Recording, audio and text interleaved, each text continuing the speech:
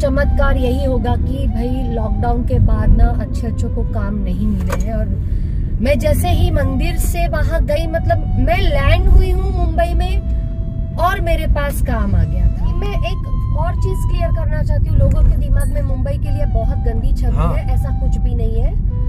आप मेहनत करो और आगे बढ़ो। जो लोगों के दिमाग में है कि कुछ चीजें की कास्टिंग काउच और ये वो, ऐसा कुछ भी नहीं है। ऑडिशन दो, बाकायदा मेहनत करो। हरे राम हरे कृष्णा हरे कृष्णा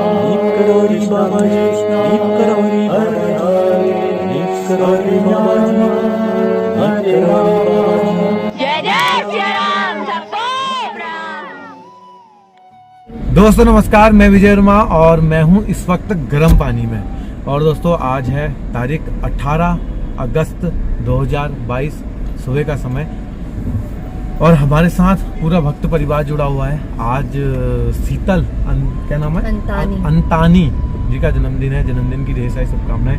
आप टीवी सीरियल देखते ही होंगे, सास बहू या अन्य क्या रिश्ता कहलाता है, या एक मीत करके आता है जिसमें मंजूरी की जो बुआ है उनका किरदार शीतल दीदी निभा रही है।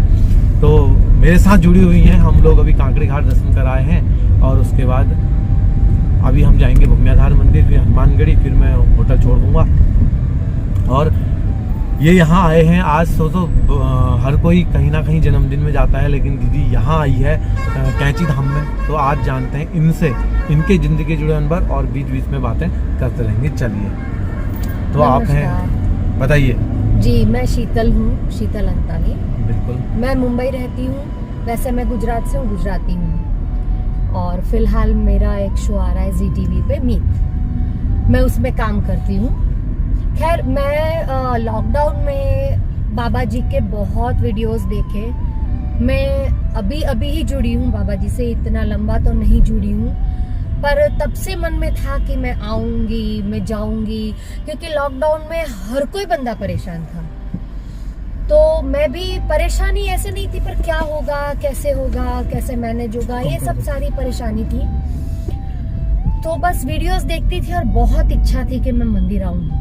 फिर अभी मैं मई महीने में 10th में, 11th में और 12th में यहाँ पे आई थी और बाबा जी के दर्शन किए 2022 में।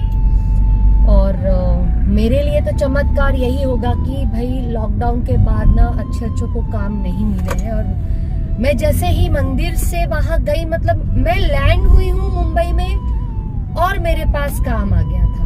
ये बहुत बड़ा चमत्कार था और बहुत अच्छा शो, बहुत अच्छा प्रोडक्शन हाउस। मतलब मैं अभी जिस शो में काम करती हूँ वो प्रोडक्शन हाउस में काम करने के लिए लोग मरते हैं और मुझे पहला ही काम खैर मिला है उसमें। पर बहुत अच्छा बाबा जी ने जो दिया वो बहुत अच्छा दिया है, तो मेरे लिए यही बहुत बड़ा चमत्कार रहा। तो फिर दिल में इच्छा थी कि मैं इस बार ही नहीं, हो सके जब भी मेरे से होगा तब मैं 18 अगस्त को एवरी ईयर कोशिश करूंगी मंदिर आने के लिए, बाबा जी के दर्शन और आशीर्वाद के लिए। अब देखते हैं, आगे की गाड़ी आज से सौंपी है बाबा जी को, बाबा जी क्या करते हैं देखते हैं। अच्छा, सपनों में दर्शन का भी लीला कृपा, और उसके बाद फिर कुछ और अन्य जी रोज मजरे में दर्शन, सपने में दर्शन तो अभी तक नहीं हुए, मैं झूठ नहीं बोलूंगी। पर मैं बचपन से बहुत स्पिरिचुअल रही हूँ, बहुत ही भगवान और माला पूजा ये मैं हूँ। मैं खुद ब्राह्मण ही हूँ, पर मैं बचपन से ऐसी हूँ। पर एक जो आपको जो फीलिंग आती है ना कि कोई है आपके पीछे, तो वो फीलिंग मुझे आती है कि अब मैं अकेली नहीं हूँ। मेरे पापा गए, मैं मेरे पापा से बहुत जुड़ी हुई थी और अभी भी हूँ। तो वही कि अब अकेलापन महसूस नहीं होता। ऐसा होता है कि चलो अपना हाथ पकड़ने वाला कोई तो है दुनिया में। तो कहीं ना कहीं उनकी प्रतीति होती रहती है कि तू टेंशन ना ले, मैं बैठा हूँ। अच्छा, तो कब से वीडियो देख रहे हैं? मैं वीडियो, वही मैंने बोला, जैसे कि मैं लॉकडाउन से बाबा जी से जुड़ी हुई हूँ। ज्यादा तो नहीं जानती थी उनके बारे में, पर वही वीडियोस देखे, उनकी कहानियां सुनी। फिर मैंने रंगीला सौदागर चैनल सब्सक्राइब की। तो अब रूटीन मेरा यही हो गया कि बेड में सो के खड़ी होती हूँ, पहले ऑन करती हूँ मोबाइल और शूट में जाने से पहले शांति से नहा धो के जब माला पूजा करती हूँ तब भी, और उठ के भी मैं पहले बाबा जी के दर्शन करती हूँ जो विजय भाई कराते हैं हर रोज सबको। तो कभी लेट जगी तो बेड में ही कर लेती हूँ दर्शन, खड़े होके 8-9 बजे उठी तो, अदरवाइज तो सुबह 5 बजे उठ जाती हूँ। तो जाने से पहले एक बार विजय जी का भी वीडियो देख लेती हूँ, तो लाइव बाबा के दर्शन कर लेती हूँ। And thanks to Vijay ji. Thank you आपको भी वीडियो देखने के लिए, क्योंकि आप ही लोगों के लिए सब कुछ किया जा रहा है, क्योंकि जो लोग घर से दूर हैं उनको भी सेवा मिले और अच्छे से वो लोग भी जो बाबा से जुड़े हैं उनको दर्शन होता रहे। अच्छा, तो सीरियल में बहुत आपने बोला कि यार किस तरीके से बहुत अच्छा काम मिला, हाँ। तो बहुत सारा स्ट्रगल भी किया होगा लाइफ का, जो लोग वहाँ इस तरीके से स्ट्रगल कर रहे हैं, जो लोग नए हैं, थोड़ा सा अपने जीवन का किरदार की किस तरीके से क्या मेहनत करी, कैसे पड़ाव आए, क्या कठिनाइयाँ आई, कैसे कैसे लोगों ने वहाँ, क्योंकि एक बम्बई की जो लाइफ है और एक सीरियल में काम करना या एक स्टार बन जाना, एक दुनिया के सामने वो चेहरा लाना, रोनी सूरत भी बनानी है, हंसनी भी बनानी है, चाहे हंसना आए ना आए, तो वो किस प्रकार से आपने कैसे कदम रखा यहाँ थोड़ी सी शुरुआती दौर से पूरा अभी तक का लेखा जोखा? खैर मैं तो गुजरात में बहुत छोटे से गांव से हूँ, जूनागढ़, जो सोमनाथ महादेव मंदिर है वहाँ से पढ़ाई स्टार्ट हुई, सब शुरू से बताना है। पढ़ाई तो खैर मैंने बीकॉम LLB किया है, गुजराती लड़की हूँ, हम 4 बहनें, मैं सबसे छोटी हूँ। और मुंबई आई, मैंने पहले गुजराती थिएटर में काम किया। बेसिकली मैं सिंगर थी पहले, मैं शोज करती थी, मैं गाना गाती हूँ, सीखी हुई हूँ म्यूजिक। तो वहाँ से छोटे छोटे एल्बम्स किए, फिर वहाँ से मुझे मौका मिला मुंबई आने का, और मुंबई में मुझे गुजराती थिएटर, जो नाटक स्टेज थिएटर्स होते हैं, उसमें एक प्ले मिला। जब मुझे प्ले ऑफर हुआ तो मैंने बोला भाई मुझे एक्टिंग की ABCD नहीं आती, तो ठीक है, अपने आप को डायरेक्टर को सपना भी पड़ता है कि अगर डायरेक्टर चिल्लाए डांटे, क्योंकि उनका काम है हमारे से काम निकलवाना। आप अगर ईगो रखोगे कि मुझे क्यों डांटा, मैं हीरोइन हूँ या मैं एक्ट्रेस हूँ, नहीं, वो सब छोड़ दो, जितना सिखाएंगे उतना सीखो। और मैंने वहीं से शुरुआत की, गुजराती थिएटर से। गुजराती थिएटर में मैंने बहुत हिट गुजराती प्लेस किए हैं, उसमें मैंने पूरी दुनिया घूमी हुई है। और उसके बाद मुझे धीरे धीरे सीरियल्स में काम मिलना शुरू हुआ। तो क्योंकि थिएटर किया था तो मेरे लिए इतना इजी था एक्टिंग। कौन कौन से सीरियल कर रहे? सबसे पहले मेरा शो आया था सहारा वन पे, शोर करके, गूंगी कंकु की बोलती कहानी। उसके बाद मैं विदाई स्टार प्लस पे आता था, उसमें थी।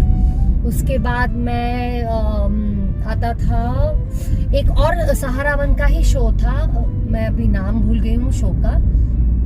तो उसके बाद मैंने खिचड़ी करके सब टीवी में आता था। मैंने हाँ सॉरी खिड़की।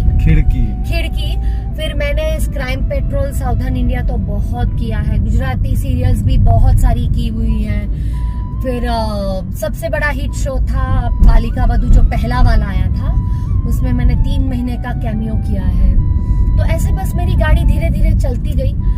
पर हमारी इंडस्ट्री में एक है, बहुत स्ट्रगल करनी पड़ती है। ऑडिशंस, किसी भी एक्टर को ऑडिशन तो देना ही पड़ता है। ऐसा नहीं है कि आप इतना काम कर चुके हो तो डायरेक्ट आपको कोई रोल ऑफर होगा, ऐसा नहीं होता है। आपके ऑडिशन बाकायदा जाते हैं चैनल में, और फिर चैनल वाले फाइनल करते हैं कि क्या है क्या नहीं है, कौन उनको पसंद आता है, कौन से रोल में कौन चाहिए।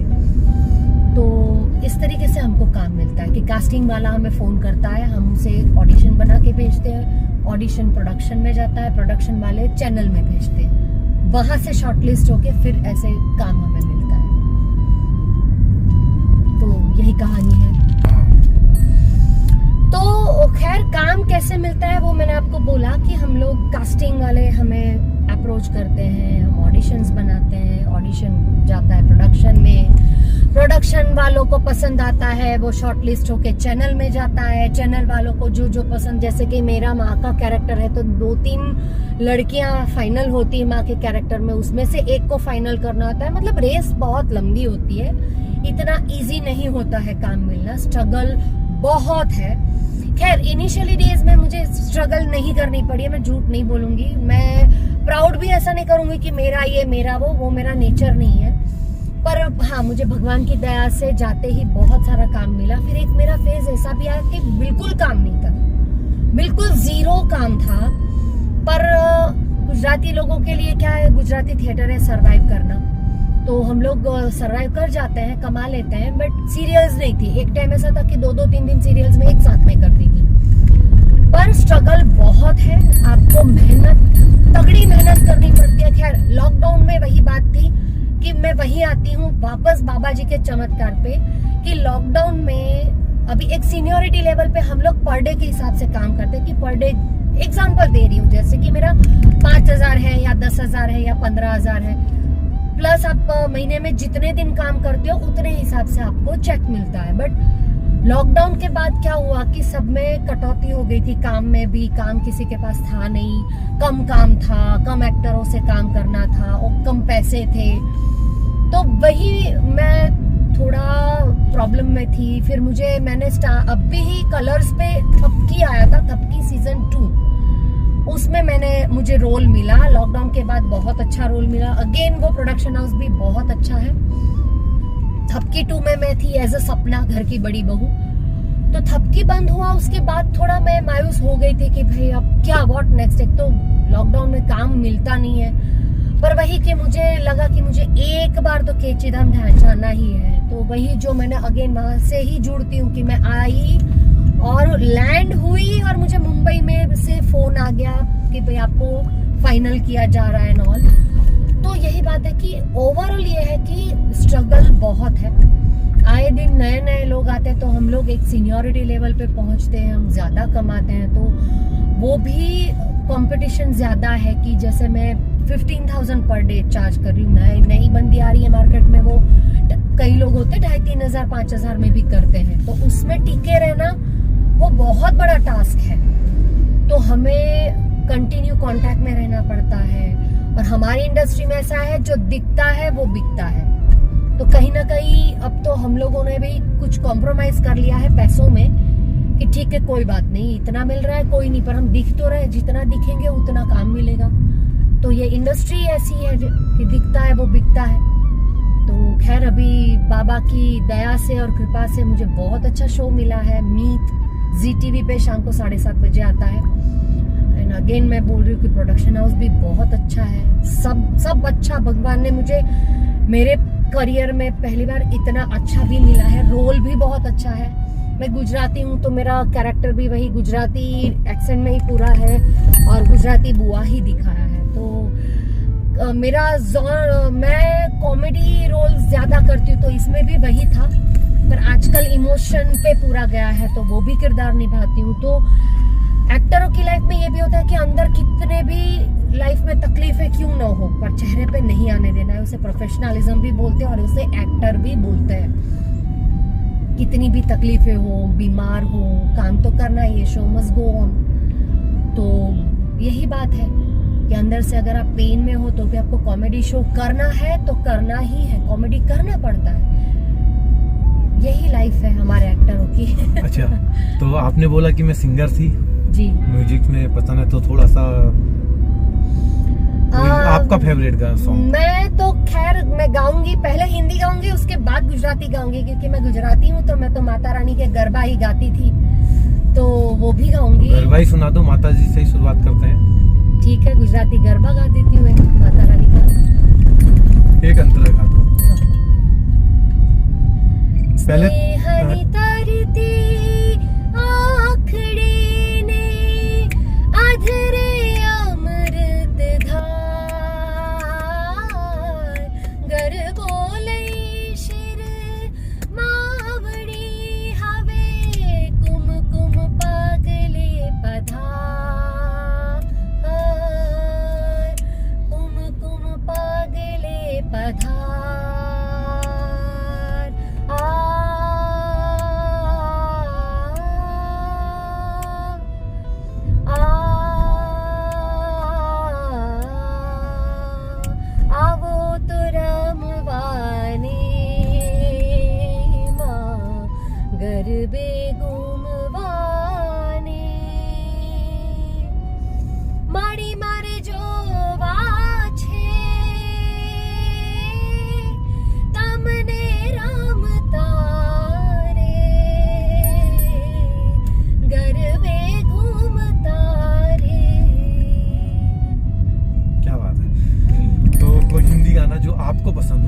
जो आपको एक अंतरा।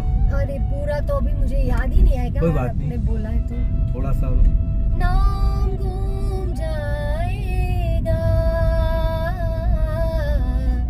चेहरा ये बदल जाएगा, मेरी आवाज ही पहचान है, घर याद रहे। अच्छा, कोई सॉन्ग मेरे लिए? भाई मैंने तो रंगीला सौदागर यानी कि विजय भाई को भाई बनाया है, उसकी बड़ी बहन हूँ, तो आप ही बोलो कि मैं क्या गाऊं, बताइए क्या गाऊं? ओल्ड सॉन्ग सुना दो। ओल्ड सॉन्ग कौन सा गा सकती हूँ, मैं वही सोच रही हूँ। अरे वही वाला दो, मेरी प्यारी बहनिया। वो तो आप गाओगे मेरी शादी में। मेरी प्यारी बहनिया बनेगी दुल्हनिया, सच के आएंगे दूल्हे राजा, भैया राजा बजाएगा बाजा। क्या भैया फिर वो भी गा सकती हूँ, पर वो मैं गाऊंगी। अच्छा। फूलों का तारों का सबका कहना है, 1000 में मेरा भैया है, सारी उम्र हमें संग रहना है। अच्छा, तो आपने बोला कि यार हंसते हुए चेहरे दिखाने पड़ते हैं, रोते हुए चेहरे दिखाने पड़ते हैं। मैं एक इमोशनल वाला चाहूंगा कि यार कहीं रोते हुए कोई तुम्हें याद आ रहा हो, जो तुम्हें अभी तक का जो तुम्हें बेस्ट लगा हो, रोना पड़ा हो थोड़ा सा, क्योंकि मैंने देखा कि वाकई में ऐसा लगता है कि ऑटोमेटिकली वाकई में रो ही रहा है इंसान अभी थोड़ा। हाँ, दूसरी बात, और जो ये गरबा आपने माता जी का गाया, इसका हिंदी अनुवाद भी थोड़ा सा बता दो, क्योंकि मेरे को समझ में नहीं आया, शायद भक्त लोगों को भी समझ में ना आया हो। अरे हिंदी अनुवाद मेरे लिए थोड़ा टफ हो जाएगा, जो मुझे सोचना भी पड़ेगा। चलो छोड़ो, थोड़ा अच्छा अंदाजे से बता दो कि क्या कहा गया है उसमें। माता रानी क्या शृंगार, जो उसके एक्सप्रेशन है उसके बारे में ये गरबा है। स्नेहनी तरती आंखड़ी, मतलब आंखों के अंदर इतना सारा प्यार है। अधरे अमृत धार, मतलब अधर मतलब लिप्स होते शायद, है ना, होठों पे अमृत धार है। गरबोले शिरमावड़ी, मतलब सर पे माता रानी गरबा लेके निकली है और वो गरबा खेल रही है। नवरात्रि में कहा जाता है कि 9 दुर्गा खेलने निकलती है, पूरे दुनिया में गरबा खेलते हैं, तो वो 9 दुर्गा के ऊपर ही है, माता रानी के ऊपर पूरा गरबा है। अच्छा, तो इमोशनल वाला और उसको एक कॉमेडी करके भी दिखा, बताइए कि किस तरीके से कैसा रहता है। कॉमेडी तो और इमोशनल दोनों मुझे वाला एक वही वाला सुना दो। ये ना मैं क्या होगा, वो क्या कर, जब वो बच्चों का जैसे कि आती है, ये घर में एक सदस्य बढ़िया बच्चों का 500 ही मांगता है। वो अभी मेरा जो मीत शो चल रहा है, उसी में जो मेरे सीन्स गए हैं उसी के बारे में है कि बुआ ऐसी दिखाई है, लालची है एकदम, पैसों की लालची, जुगारी, दारू पीती है, जुगाड़ खेलती है, ऐसी बुआ दिखाई है, उसको पैसों से ही लेना देना है। तो मंजरी को लेके मैं जाती हूँ, जो कि मीत हुड्डा ही है, वो वापस रूप बदल के आई है, उसको बहुत तकलीफें दी गई थी और ये सब शो में चल रहा था, तो उसको फिर गुजराती कैरेक्टर में लाए हैं, जो मैं उसकी बुआ बन के आई हूँ। तो मैं बोलती थी कि मंजरी वो घर में रहने के लिए इनकार करती है, ऐसा दिखावा करना था, और मैं बोलती रहना, हम लोग वैसे भी पैसे कमाने के लिए ही आए हैं, तो लूटेंगे दोनों मिलके, तो मैं लूटूंगी, तू मत कर। तो वही कि हमारा सौदा होता है कि मंजरी नाटक करेगी मीत हुड्डा होने का, तो उसका पैसा मैं चार्ज करूंगी। फिर ओके बोला उसके जवाई ने, होशियार ने, तो मैं जाती हूँ, मैं वहीं पे आ रही हूँ कि घर पे जाते हैं तो बहुत सारे लोग, इतने बच्चे, इतने लोग थे, तो फिर मैं वो होशियार को बोलती हूँ कि मैं एक पर्सन का 500 रुपया लूंगी। वाह। तो वो तो खैर वो आप शो देखेंगे तो ज्यादा मजा आएगा। और अभी वही चल रहा है कि इमोशनल चल रहा है कि मंजरी का बच्चा अभी एक्सीडेंट में जल जाता है और मर जाता है, इतने टाइम के बाद बच्चा उसके हाथ में आता है, साजिश की गई थी, और यही सब अभी इमोशन सब चल रहा है। और मैं बुआ हूँ, मैंने उसको बेटी की तरह पाला, 1 साल तक रखा है नॉल, तो वही कि एक छोटा सा बच्चा 6 महीने का बच्चा जल गया आंखों के सामने है नॉल। खैर अभी आप वो देखेगा। मैं ज्यादा अभी तो नहीं थोड़ा इमोशनल कर करके सकती। तो दिखाओ, कम से कम 30 सेकंड का, 40 सेकंड का। कि वही कि मुझे, हम लोग जब घर में एंटर होते हैं, मैं और मंजरी, तो सब लोग पूछते हैं कि तू बच्चे को लेके आई ना, क्योंकि किसी को मालूम नहीं कि एक्सीडेंट में बच्चा जल गया है, मर गया है। तो वही कि सब लोग मुझे बताना कि कहाँ है हमारा घर का चिराग, कहाँ है। मैं और मंजरी खड़े हैं और मैं रो रही हूँ, वो भी रो रही है, और मैं बोलती हूँ कि बच्चा नहीं रहा, बच्चा 1 मिनट के लिए हमारे हाथ में आया और आंखों के सामने बच्चा मर गया। भगवान ने हमारे साथ बहुत बड़ा अन्याय किया। बच्चे को देके हमसे हमारा बच्चा छीन लिया है। ये तरीके से होता है। तो कह रही है, तो आप अभी देखिए मेरा शो, तो ही ज्यादा पता चलेगा। अब तो ज्यादा ही देखना पड़ेगा। चलिए, बहुत अच्छा लगा आप इस तरीके से अपने किरदार में, और जो मैं चाहता हूँ कि जितने लोग या वहाँ सीरियल लेने या जो शुरुआत कर रहे हैं उनके लिए बहुत अच्छी वीडियो होगी अगर वो देखेंगे तो, क्योंकि एक सक्सेस इंसान या मिल रहा है तो थोड़ा बहुत नहीं। मैं एक और चीज क्लियर करना चाहती हूँ, लोगों के दिमाग में मुंबई के लिए बहुत गंदी छवि है। ऐसा कुछ भी नहीं है। आप मेहनत करो और आगे बढ़ो। जो लोगों के दिमाग में है कि कुछ चीजें की कास्टिंग काउच और ये वो, ऐसा कुछ भी नहीं है। ऑडिशन दो, बाकायदा मेहनत करो और आगे बढ़ो। हर जगह हर तरीके की गंदगी होती है, ये सब ना गलत बातें हैं। मुंबई के लिए सच में बहुत गलत इंप्रेशन खड़ी की गई है, पर ऐसा नहीं है। हमारी इंडस्ट्री बहुत अच्छी है, नए लोगों को भी हम स्वीकार लेते हैं। बस मेहनत करने की आप में क्षमता होनी चाहिए, पैशंस रखना पड़ेगा और कुछ नहीं रखना पड़ेगा। हिम्मत रखो और बस डटे रहो, स्ट्रगल करो, ऑडिशंस दो। 100-200 ऑडिशन दोगे तब जाके एक ऑडिशन आपका फाइनल होता है। तो ये दिमाग में जिनके भी है कि वहाँ पे ऐसा, मुंबई वैसा नहीं। मुंबई बहुत अच्छा है और बहुत ही जय नीम करोड़ी बाबा। तो बहुत बहुत धन्यवाद मैडम का, दीदी का, यहाँ सेवा दी हमको प्रदान करी। और कल ऐसा ही हो गया था, मैं 11:55 की ट्रेन थी और वो 15 मिनट पहले आ गई थी। मैंने 11:55 का ही समय लगा के मैंने सब कुछ अरेंजमेंट किया हुआ था, लेकिन 11:40 में मैं साइलेंट रखता हूँ फ़ोन, क्योंकि बहुत सारी दिक्कतें हैं, बहुत सारी जेब में बजता है, तो मेरे को अब अच्छा भी नहीं लगता है कि कंटिन्यू कॉलेज चलते रहती हैं। तो साइलेंट किया हुआ था, फ़ोन नहीं उठा पाया 4 बार। और मैडम के साथ हादसे होते रहते हैं कि लोग कहते हैं कि हम आएंगे, आते नहीं हैं, तो मुझे भी इस तरीके से ही समझ लिया, कोई बात नहीं, ज़िंदगी चलते रहती है। फिर मैंने कॉल किया, आज मैं सवेरे खुद ही लेने गया, क्योंकि फिर वही मैडम का शाम को आया मैसेज जब मैंने गाड़ी दी कि यार वो फ़ोन नहीं उठा रहा है, ये नहीं हो रहा है, वो नहीं हो रहा है। मुझे पता था वहाँ होटल वाले और वहाँ से चार्जेस भी काफ़ी ज़्यादा हैं गाड़ी वालों के, क्योंकि वो इकलौता होटल है और जितने 4 गाड़ी वाले हैं तो वो कोई बात नहीं, देखेंगे इस विषय में भी। बाकी दोस्तों बहुत बहुत धन्यवाद। वीडियो काफ़ी लंबी हो चुकी है, वीडियो को करते हैं मंगल और मिलते हैं किसी अन्य मंगल में। अगर आप चैनल में नए हैं तो चैनल को सब्सक्राइब कर दीजिए, बेल आइकन दबा दीजिए। बहुत सारे बम्बई से लोग मुझे कॉल किया करते हैं, मैसेज किया करते हैं, और बहुत सारे लोग मूवी में जो पिक्चर बनाते हैं वो भी बहुत सारे एक्टर्स मुझसे बात करते हैं। मैं नाम नहीं लेना चाहूँगा, अभी मेरे को नंबर मैंने सेव कर रखे हैं। और बहुत सारे अपने मम्मी पापा को भी भेजते हैं, अपने भाई बंधुओं को भेजते हैं, और बहुत कई रिलेटिव को भी यहाँ भेजते हैं। जब जैसे जो आते रहेंगे मैं आपसे मिलवाते रहूँगा और अच्छे से बाबा जी के लीला कृपा आपको सुनाते रहूँगा। चलिए, चैनल को सब्सक्राइब कर दीजिए, बेल आइकन दबा दीजिए, और अगर फेसबुक से वीडियो देख रहे हैं तो लाइक कर दीजिए। चलिए, जय नीम करोड़ी बाबा जी, जय हो।